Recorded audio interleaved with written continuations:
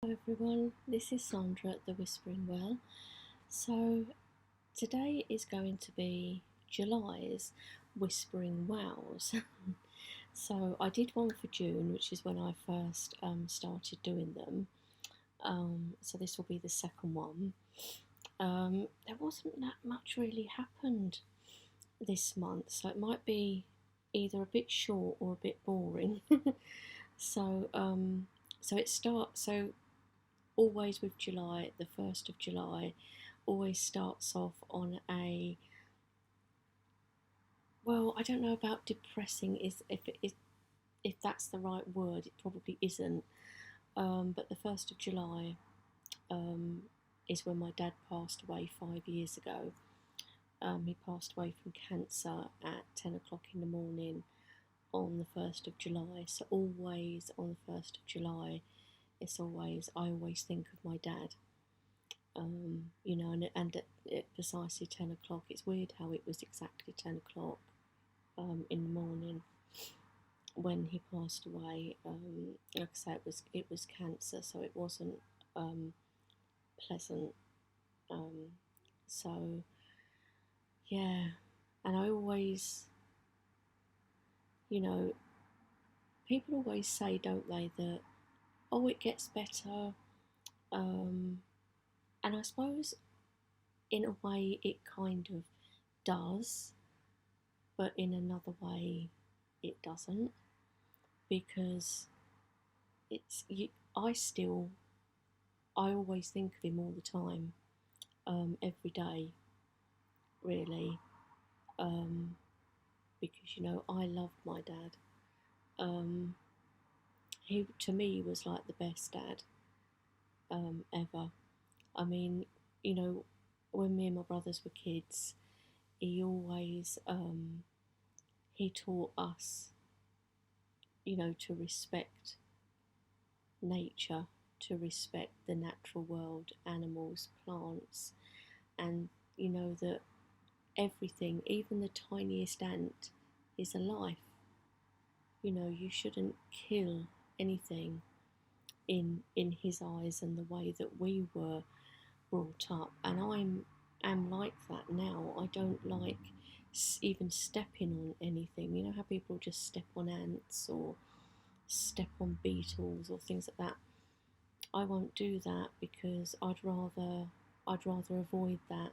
And at certain times of year, like stag beetles will be out and mating, and I always, if I see them in the path, I always pick them up and move them to the side, because otherwise people will just kill them. But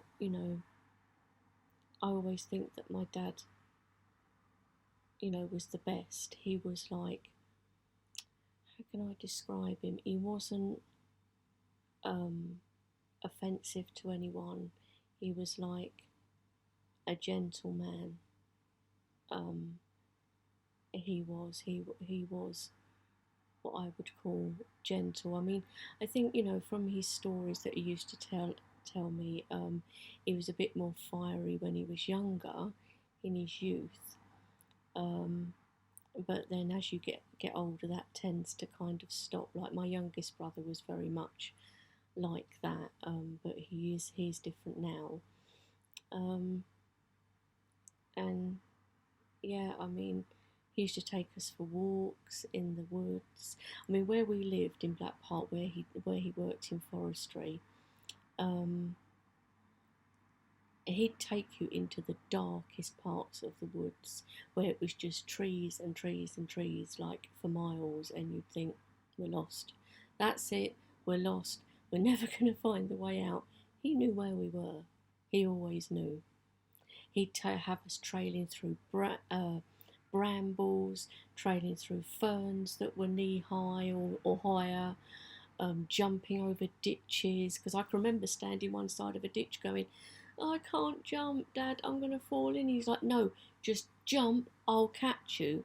And he always did, but it was always that, oh no, I'm going to fall. But he always had us doing things like that. But it was good, and we always had animals.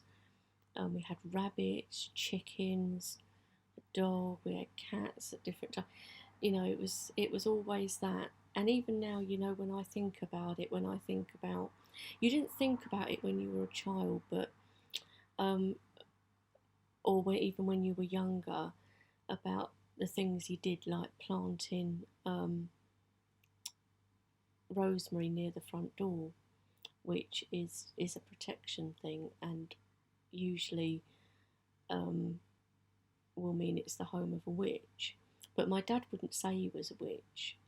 But when I think about it, sometimes even he never kind of spoke about religion or anything, and he wasn't like, I don't think he was ever against any form of religion. Um, we were never, he would never have us baptized in a church. That was something that didn't happen because he said, I'm not going to force them into something. They have to choose for themselves when they're older. Um, but, you know, as I've said before, my great gran was what you would probably call a cunning woman or witch, if you like. She lived in a little tiny cottage on the edges of Langley Park, and it was called the Threepenny Bit Cottage because it was shaped like the old threepenny bit coin. It had all these like sides to it, had its own well and everything. So I think my dad was more of that, more like a cunning man. He knew plants, he knew trees, and he taught us these things. I mean, there's rowan tree planted, like where my mum is still living now. And again, and that was a protection thing. He planted blackthorn, hawthorn. You know, he knew what he was doing with these things, even if we maybe didn't at the time. He did.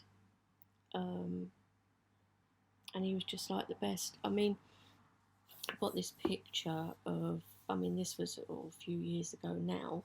This is him and my mum in their garden where my mum's still living now, but a bit closer. But, you know, that was my dad and that was my mum. My mum's still quite similar now, but yeah. Um, but he was the best. And I just wish, you know, you always think, I wish you could have lived just a bit longer. And like my youngest niece, she was only a couple of months old when he passed away. And we always said it's a shame that he didn't get to meet Holly. Well, he met her because we had her sat on his knee, and my brother's got a photograph of that about a month or so before he passed away.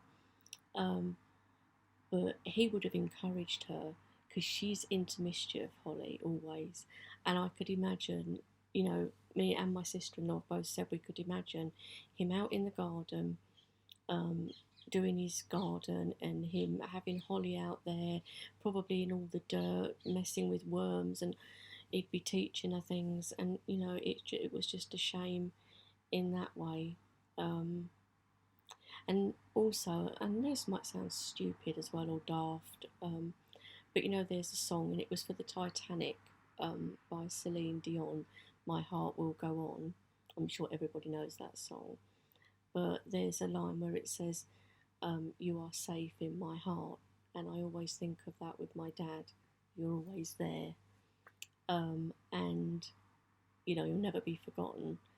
And I did actually go. Me and my brother both had a session with a medium, and immediately she started the session, my dad was there, and the things that she said that had come from him, there's no way she could have known. Absolutely no way. It wasn't just your general stuff. She even came out with names of people that I'm friends with that he didn't even know at the time. So, you know, so anyway, there's that. So that was the 1st of July. So other than that, I mean, I've not kind of really been anywhere much, or done a lot of things because, you know, I am a carer for my mum now, but she can do some things herself, but I'm there quite a lot. But I did read a few books this month, so my books for this month, we'll start with those. And these are ones that I've read before, but I still just reread and reread these. These are my favourite books. And I think I've shown them before. So one is Marco's Pendulum, and there is another one after this called Marco and the Blade of Night, so they're like two together. But it's almost like, because it says that it's by Tom Madley, but that is Phil Rickman's other name that he uses to write books that are more sort of teenage focused. So actually his Glastonbury stories start with this one, Phil Rickman, The Bones of Avalon. This is quite a worn book because I got this second hand, it was a used book. So it starts with The Bones of Avalon, and this has Dr. John Dee in it, that some of you might know was Queen Elizabeth I's astrologer, and he gets sent to Glastonbury with Sir Robert Dudley to find the bones of King Arthur. And people that are mentioned in here, the surnames, it's like it carries on. So you've got The Bones of Avalon, which you're talking Elizabethan Tudor times, this book, and it's really good. And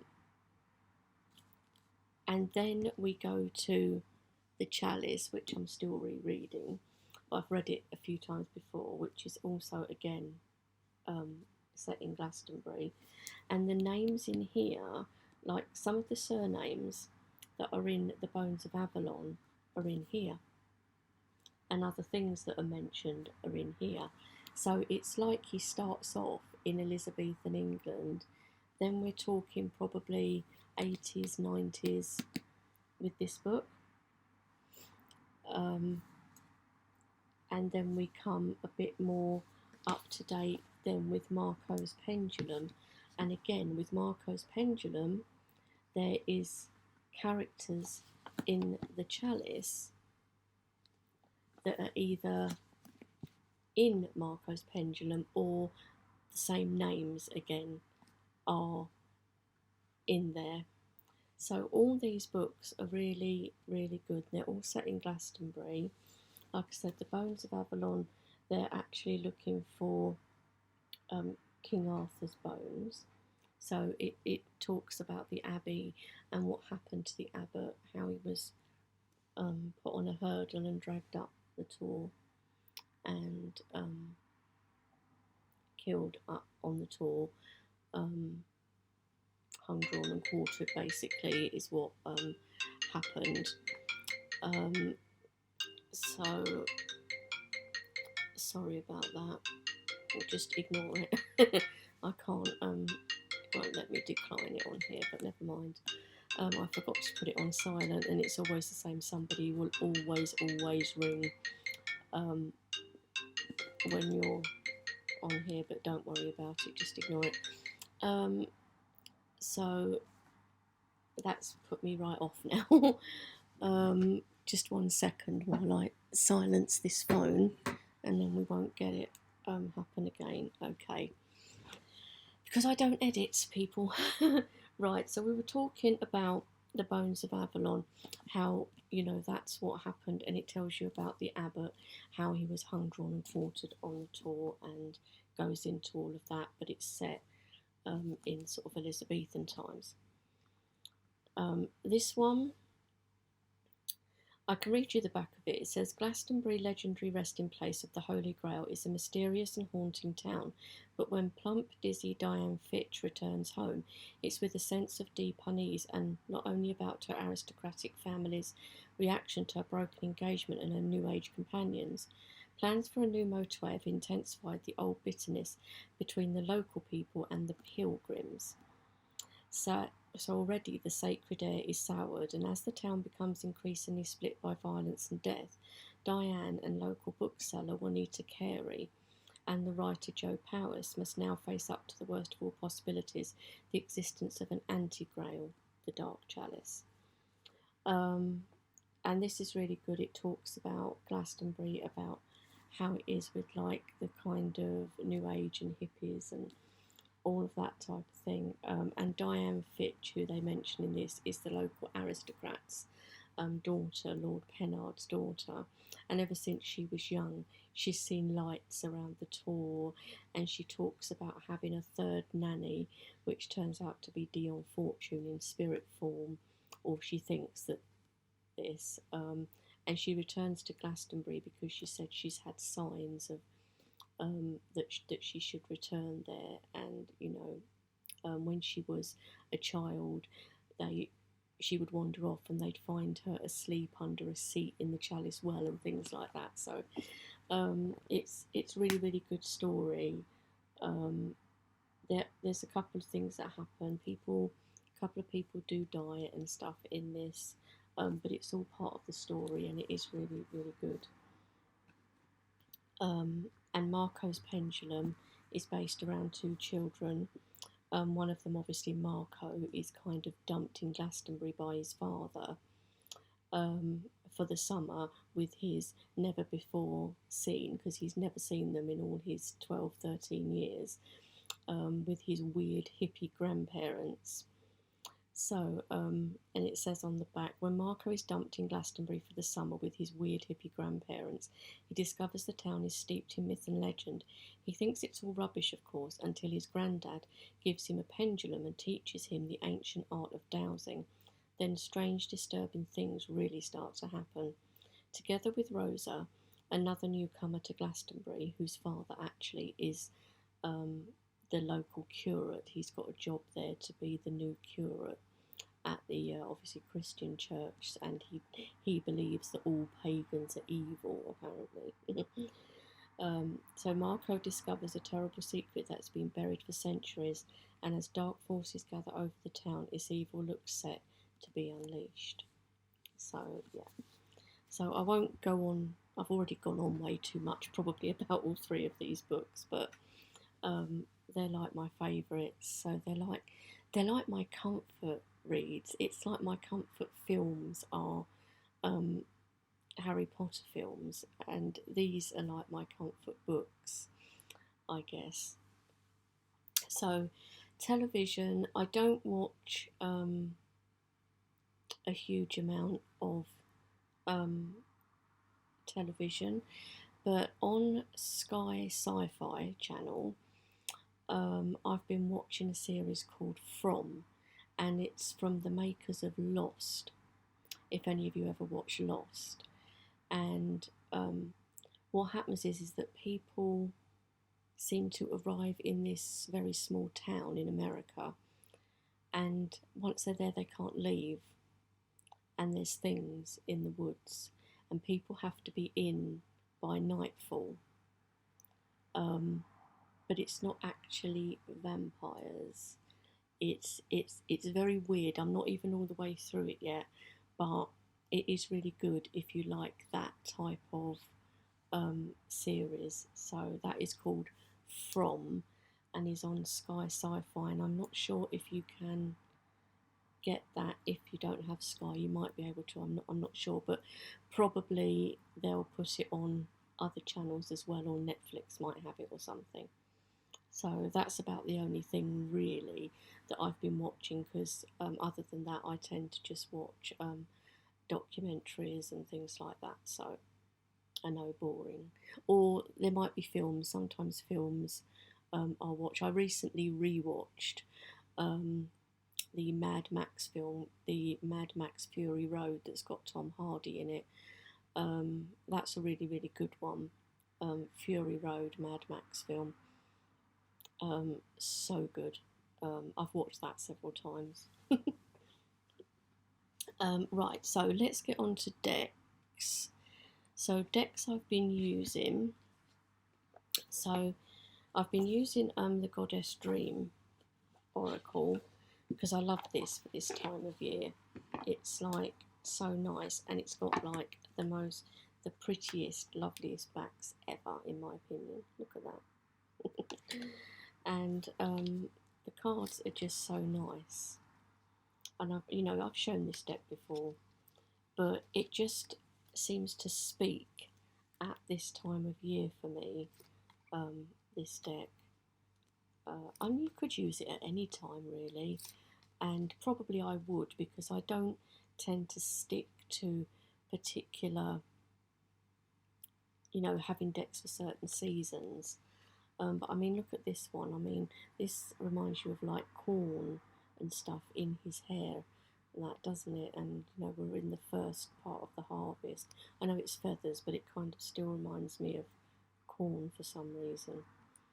But yeah, there's some really lovely cards in this one. She does have another deck as well, the Goddess Love Oracle.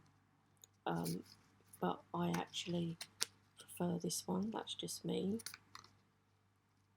So that's really, really nice. So I've been using that, and that really works really well for me, especially, like I said, at this time of year. And then what I've been wanting to do is get into more kind of using herbal decks or plant decks, flower decks, tree decks, that type of thing. So I've got this deck, which has lovely coloured edges, which were done when I got the deck, because I got this from our lovely Elle. They didn't want the deck anymore, so it's normal. These are the backs. So it's the Herbal Tarot. Sorry, I don't think I showed you, did I? It's US Games, a Herbal Tarot. I do have the book that goes with it that you can buy separately, because there is a separate book that you can get that goes with this deck, but you can also just read the book on its own. But so you've got like your RWS, like Justice, and then you've got a particular plant, like this is plantain. And Eight of Swords is black cohosh, and this all like means something. Seven of Swords, wood bethany. Six of Swords, vervain, which is a really good herb. So the herbs are actually shown on the cards, and that's what I really like. Like Five of Swords, love that with mistletoe. It's very kind of Celtic looking, and mistletoe, of course, was sacred to the Druids. Elderflowers for death. That's very cool. So I've been using this a bit, but I've been kind of just using it as in the normal way, but I need to read the book more, and I haven't done that at the moment, but I am starting to use this deck, and I've got others here that I will get into. This one, Six of Wands, one of my favourites, Hawthorn. So yeah, Seven of Wands, Wild Ginger. So yeah, so there's all different ones in here. So I do really like it. I like that it's RWS, but that we've got the plants in there as well. So it's like perfect for me to start, working with plant and tree and flower energies and things. I love this pan, and that's, I thought it's Lobelia for pan, but I love that. It's one of my favourite cards in the deck. So there's that I've started working with, and I will carry on working with that and the book particularly. So that will kind of be an ongoing thing, even if I do use other decks. So there's that. Also, I've pulled out, now this one I was gonna like let it go, and then I kind of got called to using it again, and I thought, okay, let's hang on to it then. And this is the Sacred Destiny Oracle by Denise Lins. This is just a mass market deck, but it's so nice, and it's on lovely cardstock as well. This is Hay House, which I'm not always a fan of their decks, but this one I do really like. Focus. I mean, look at that sunflower. That just like leaps out at me, like purification, power. Solitude. So this one is really speaking to me at the moment, and I've used it a bit, and it's given me some really good readings. And I want to start like pairing decks as well, you know, putting different decks together. I might even see how this works with the Herbal Tarot. I know it might seem a bit weird, or that won't go with it, but you never know until you try it. Putting these decks together, love that. Look at Purity. Because I know Candy at Candy Soul and Soil does that quite a lot. She pairs decks together, and it always seems to work so nicely when she shows it. So yeah, so there's that one. So I've been working with that one a little bit. Again, pulled it out again. So I'm really glad that I didn't actually let it go, because you see, this is what happens sometimes. Sometimes we can kind of, I think, be a bit too quick to let things go, or I can, oh, I'm not working with that, let it go. And then it might just be that it's not the right time to work with it right at that moment, but it might call to you like later on. So decks that I'm looking to work with in the next month, but I'm not going to say definitely, because I've got a trip to Glastonbury coming up, and who knows what's going to happen, you know. So so I've got the Herb Crafters Tarot, and I think this will need a little bit of, you know, work to work with it, to be fair. Need to read the book properly, which I haven't done. These are the backs, really nice backs. And then, so it's not like your conventional 2 o'clock. Might be better if I do them like this. 10 of air,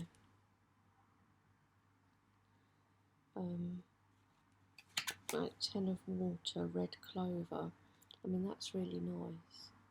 I do love the images on this, though. This is what I mean. I'm kind of, it's like I'm being pulled to work with plant, flower and tree energy for some reason. So, you know, I've had this a little while. Again, this was gifted to me from our lovely Elle, and I've not worked with it yet. But this is what I mean about sometimes it might not be the right time to work with decks, and then suddenly it is. Like, that is amazing. I love that. It's just like incredible card. I can like hear the water.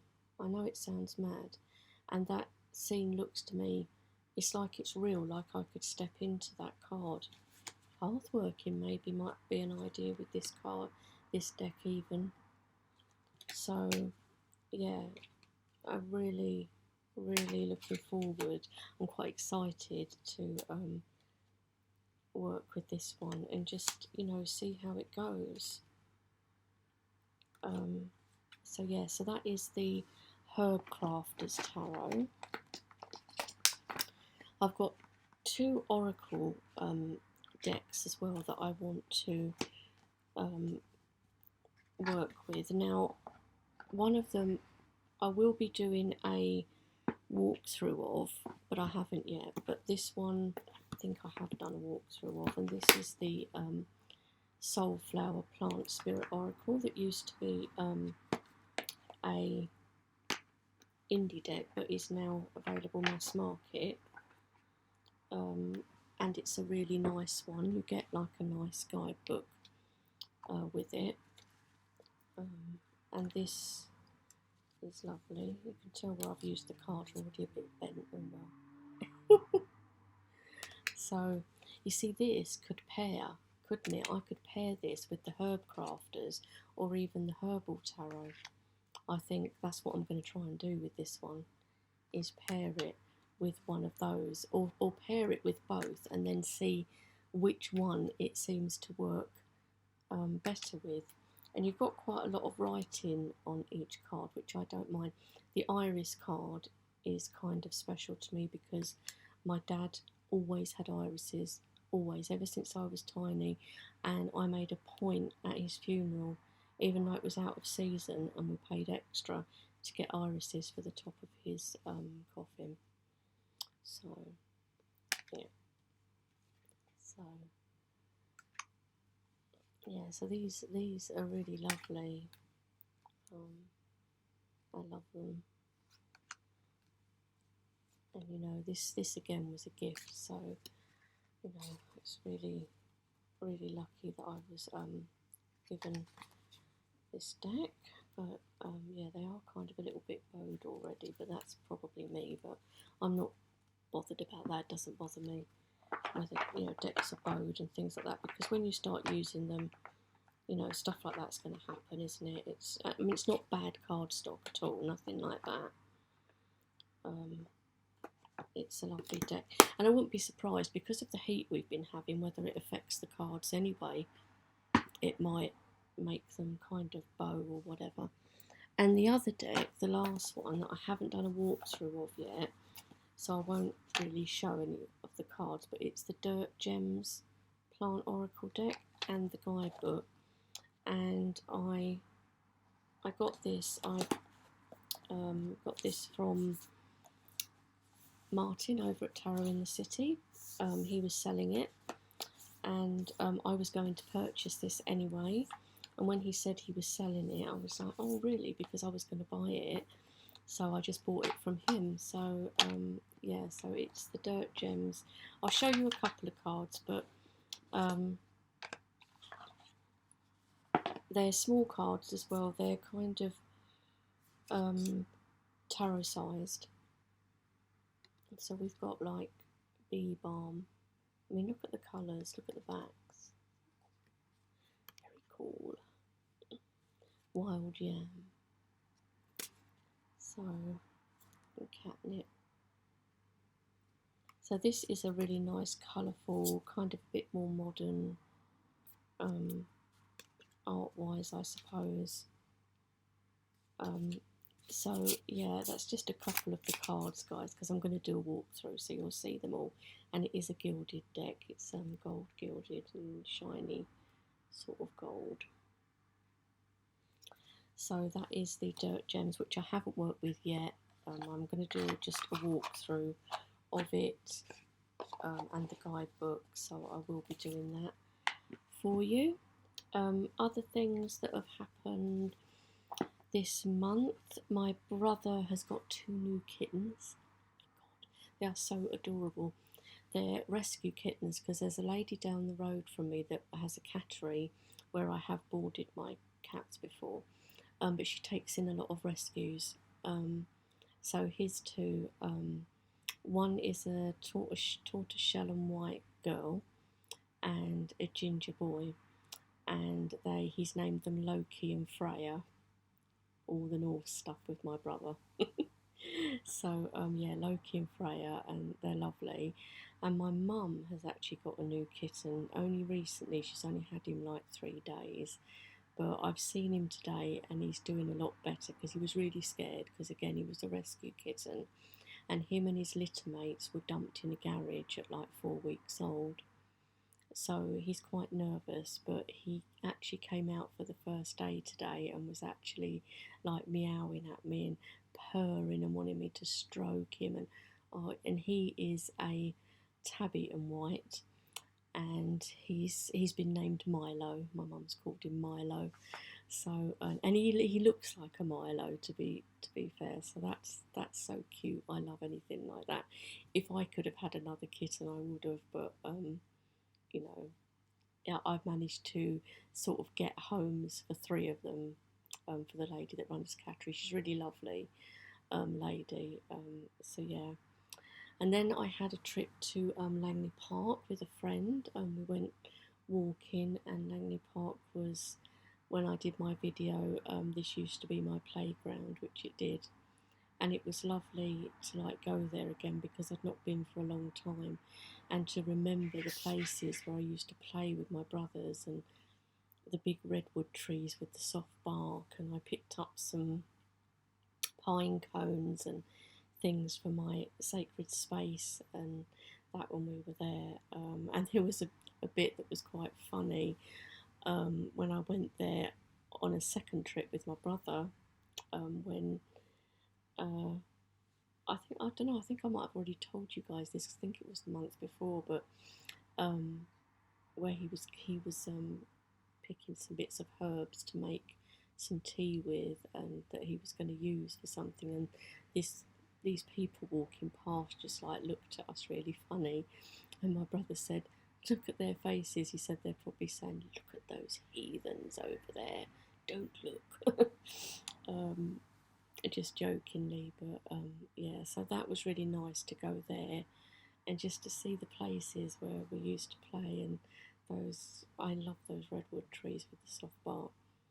And then finally, right at the very end of this month, this weekend just gone, I went to a crystal show, which was really lovely. I haven't been to one for years, and that was at Kempton Park Racecourse. It was the London Rock, Gem and Bead show. And I mainly went there to try and get some Preselli Bluestone, because usually there's a dealer there that just deals in that Preselli Bluestone, but he wasn't there. And I was like, no. But I'm actually in touch with his wife. So when I've finished with my trip to Glastonbury and stuff, I might be able to get some through them privately. But yeah, that was kind of slightly disappointing, but it was still nice to go to the crystal show, and I picked up some lovely pieces. One of which, now my two favourites from the show, I didn't pick up loads. I mean, these bracelets I picked up, and another set too, and some other little ones, but my favourite pieces from the show was this, which I've already shown these, Bumblebee Jasper, and I love the way the yellow runs right the way through that. So it was Bumblebee Jasper, and it's a really nice, like, sort of grade A piece. And my other favourite would be this is Orca agate. Orca agate, as in like killer whale orca. I think that's so cool. Yeah, Orca agate. And there was quite a few pieces of this, with different people selling it, and some really really nice pieces. But this one just jumped out to me, and it's a nice big piece. So yeah, so that was the end of the month, guys. So that was everything. And like I say, there'll probably be more next month, because with the trip to Glastonbury that I'm doing and stuff like that, there'll probably be more for me to tell you. And then I don't know what books I'm going to be reading next month, really. Because I sometimes change my mind. I'll start reading something and then I'll switch to something else. So we'll see. It'll be a surprise. The books. And like I say, I'm going to work with those decks. But I've also got decks that I haven't opened. I'm so terrible. Or that I've just taken the outer wrapping off but haven't used. So I'm actually going to do a video about those decks, and show you the ones that are either still sealed or have just had the outer wrapper taken off, and that's it, not even like looked through. So I've got some decks like that, which I will show in a separate video, because Simon over at the Hermit's Cave was showing some decks on his CC&C that he hadn't opened, so I might do like a kind of VR to that. So yeah, so that's it for now, guys. I hope you enjoyed my ramblings on and on for, like, look, it's nearly 40 minutes, wittering about virtually nothing. But yeah, and it's still hot here in the UK. It's kind of more humid, muggy at the moment, but yeah, the grass is all dead everywhere. The trees are dropping their leaves, which is kind of sad. I know they have to drop them, but not usually this early, but it's to preserve the rest of the tree because of the lack of water. So, yeah.